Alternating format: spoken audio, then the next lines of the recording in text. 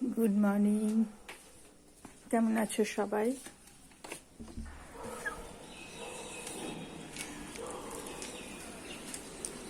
আমার ডায়ান্থাসের এতদিনে ফোটার সময় হলো।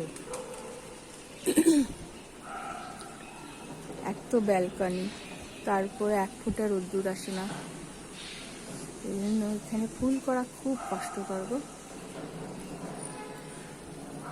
সামনের বছর থেকে আর ফুলের গাছ লাগাবো না, এইগুলো লাগাবো, এগুলো সহজে হয়। পিটুনিয়া, ডায়ান্থাস, গাঁদা পর্যন্ত কুঁড়ি সব শুকিয়ে যাচ্ছে, একটা ফুল হয়ে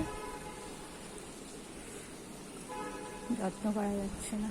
দেখো এটা ঢ্যাঙা লম্বা হয়ে যাচ্ছে জবা গাছটা, ফুল আসার নাম নেই।